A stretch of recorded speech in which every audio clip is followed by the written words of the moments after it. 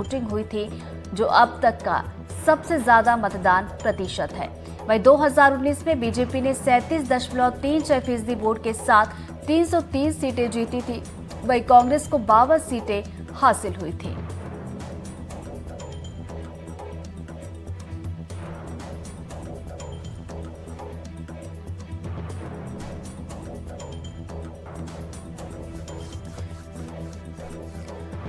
और चलिए इसी पर चर्चा करेंगे। हमारे दो सहयोगी इस वक्त हमारे साथ जुड़ गए। भोपाल से अमृतांशी हमारे साथ जुड़ गई हैं, तो वही रायपुर से जुल्फिकार हमारे साथ जुड़ गए। सबसे पहले अमृतांशी का रुख कर लेते हैं। अमृतांशी, देखिए इंतजार की घड़ी आज खत्म होने वाली है। सभी को इंतजार है दोपहर के ठीक 3 बजने का, जब चुनाव की तारीखों का ऐलान किया जाएगा। बिल्कुल, देखिए दोपहर 3 बजे से सबसे महत्वपूर्ण जो प्रेस कॉन्फ्रेंस है इलेक्शन कमीशन की, भारत निर्वाचन आयोग की, वो शुरू होगी। और शायद हम सभी बहुत उत्सुकता के साथ इंतजार कर रहे हैं कि वो तारीख कब होगी जिस दिन चुनाव का आयोजन होगा। हालांकि क्योंकि देश का चुनाव है तो अलग अलग चरणों में चुनावों का आयोजन होने वाला है। ऐसे में मध्य प्रदेश और छत्तीसगढ़ का नंबर कब लगता है ये देखना होगा। हालांकि मध्य प्रदेश में संभवतः माना जा रहा है कि एक ही चरण में चुनाव हो जाए, लेकिन जो कुछ तैयारियां इलेक्शन कमीशन की रही हैं, राज्य निर्वाचन आयोग से लेकर जो भी तैयारियां ऊपर तक गई हैं, उन सभी को मिला जुला के जो है वो चुनाव तारीखों का आज ऐलान होने वाला है। इलेक्शन कमीशन खासतौर से देखिए लंबे समय से, पिछले कई महीनों से सिर्फ चुनाव की तैयारियों में जुटा हुआ है। उत्सुकता है लोगों में क्योंकि ये लोकतंत्र का पर्व है। साथ ही साथ इलेक्शन कमीशन जैसे ही चुनाव की तारीखों का ऐलान करेगा, चाहे वो कई राज्यों में विधानसभा चुनाव हो या पूरे देश भर में जिन भी चरणों में लोकसभा चुनाव हो, उसके बाद उसी इस वक्त से आदर्श आचार संहिता प्रभावशील हो जाएगी। आदर्श आचार संहिता यानी कि कोई भी नए काम सरकार की ओर से नहीं किए जाएंगे, कोई भी नए भूमि पूजन लोकार्पण नहीं होंगे, नई घोषणाएं नहीं होंगी, घोषणाओं पर अमल नहीं होगा। जो भी पुरानी योजनाएं जो है वो संचालित हैं, वो सभी लगातार निरंतर चलती रहेंगी, लेकिन कोई भी एक तरीके से हम कह सकते हैं कि नई घोषणा यहाँ पर नहीं की जाएगी। अब जो राजनीतिक दल हैं वो वोटर्स को रिझाने के लिए बस अपने मैनिफेस्टो में वादे कर सकते हैं, कोई नई घोषणा नहीं कर सकते। और ये सिर्फ पूरे एक प्रदेश के लिए नहीं, पूरे देश भर के लिए लागू हो जाएगा। इसके साथ ही साथ अगर बात की जाए तो आज से अगर आदर्श आचार संहिता लगती है, माना यह जा रहा है कि अप्रैल के आखिरी जो हफ्ते हैं या उसके बीच में कभी भी चुनावों का चरण शुरू हो सकता है, क्योंकि देश भर में चुनाव होने हैं तो जगह जगह की स्थिति के हिसाब से अलग अलग चरणों में चुनाव आयोजित किए जाएंगे। मध्य प्रदेश की 29 लोकसभा सीटों पर चुनाव आयोजित होंगे। 29 लोकसभाओं में चुनावी तैयारियां संपूर्ण कर ली गई हैं। इसके साथ ही साथ कलेक्ट्रेट से लेकर तमाम जो चुनाव अधिकारी हैं वो अलग अलग जगह पहुंचकर लगातार बैठकें कर रहे थे। वीडियो कॉन्फ्रेंसिंग के जरिए भारत निर्वाचन आयोग को लगातार तैयारियों के बारे में जानकारी भी दी जा रही थी। और ऐसे ही जब तैयारियां और संपूर्ण हो गई हैं, इसके बाद अब चुनाव तारीखों का ऐलान आज होगा। हालांकि इस बार पिछली बार के मुकाबले चुनाव तारीखों का ऐलान थोड़ा लेट हो रहा है, लेकिन इस बार हो सकता है कि वोटर्स काफी ज्यादा बढ़ गए हैं। लेकिन चुनाव आयोग अलग अलग चरणों में, यानी कि पिछली बार से कुछ ज्यादा चरणों में इस बार चुनाव आयोजित कर सकता है। हालांकि रिजल्ट्स भी जल्द ही अनाउंस होंगे चुनाव आयोजित होने के बाद। लेकिन अब आज पूरी एक हम एक तरीके से कह सकते हैं कि जो स्क्रूट लिस्ट रहेगी, यानी कि जो फ्लो रहेगा, नॉमिनेशन की तारीख क्या होगी, स्क्रूटनी किस तारीख पर होगी, इसके बाद डॉक्यूमेंट्स कब जमा करने होंगे, आखिरी तारीख कब होगी नॉमिनेशन फाइल करने की, ये सभी जानकारी आज जो है वो चुनाव आयोग देगा। तो इंतजार किया जा रहा है चुनाव आयोग की इस पीसी का। राजनीतिक दल भले ही अपनी तैयारियों में जुटे हुए हैं, लेकिन आदर्श आचार संहिता के साथ सभी को चुनाव जो है वो करवाने के निर्देशित आज चुनाव आयोग करेगा। जी चलिए अमृतांशी, आप बने रहिए हमारे साथ। एक बार जुल्फिकार का भी हम रुख कर लेते हैं। जुल्फिकार, देखिए आज तारीखों के ऐलान के साथ ही आधिकारिक तौर पर देखा जाए तो पूरा देश इलेक्शन मोड में आ जाने वाला है।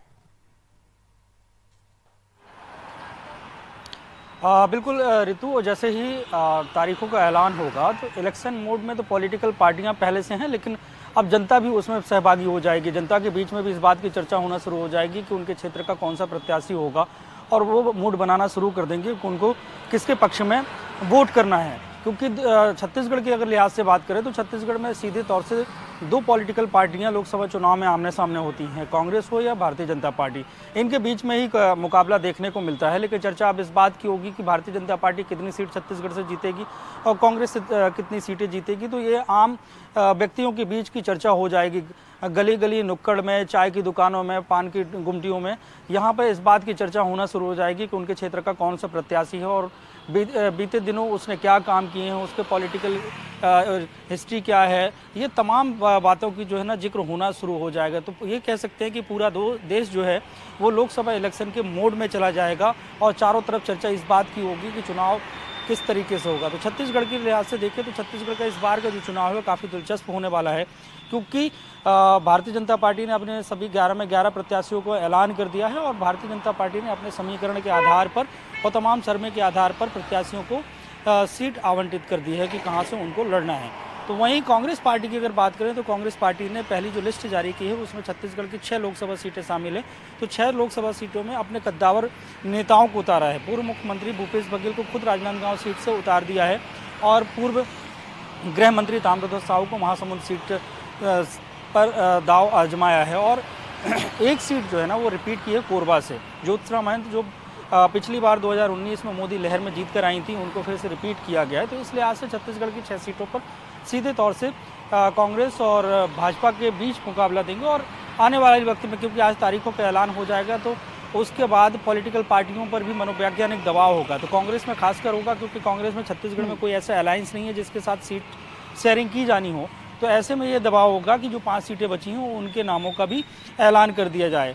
तो कांग्रेस के जो प्रत्याशी हैं वो भी जो दावेदारी कर रहे हैं, जैसे कांकेर से दावेदारी चल रही है, बिलासपुर खाली है, सरगुजा है, रायगढ़ है।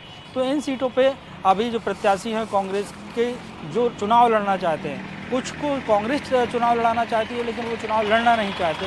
तो ये बातें जितनी भी हैं इनसे पर्दा हट सकता है और जल्द कांग्रेस अपनी सूची भी जारी कर सकती है। तो अब जो इंतज़ार है कि 3 बजे के बाद तारीखों का ऐलान होगा और छत्तीसगढ़ में 3 चरणों में होंगे, क्योंकि जो अमूमन देखा गया है कि जो शेड्यूल है उसमें तारीखों का फेरबदल होता है और चरण लगभग उतने ही होते हैं। तो 7 चरणों में पिछली बार चुनाव हुआ था, तो ऐसा ही अनुमान लगाया जा रहा है कि 7 चरणों में देश का चुनाव होगा और छत्तीसगढ़ का जो चुनाव था वो उसमें पहले चरण, दूसरे चरण और तीसरे चरण। तो पहले चरण में बस्तर में मतदान हुआ था और दूसरे चरण में 3 सीटें छत्तीसगढ़ की थी, जिसमें राजनांदगांव का क्षेत्र है और उसके अलावा जो तीसरे चरण में 7 सीटों पे मतदान हुआ था। तो कुछ इसी तरीके के समीकरण छत्तीसगढ़ में एक बार फिर देखने को मिल सकते हैं, लेकिन तारीखें बदली होंगी पिछली बार की तुलना में, क्योंकि पिछली बार की जब 10 तारीख को इलेक्शन कमीशन ने प्रेस कॉन्फ्रेंस करके तारीखों का ऐलान किया था, उसके बाद आचार संहिता लगी थी और अब 16 तारीख है, मतलब 6 दिन का फर्क है।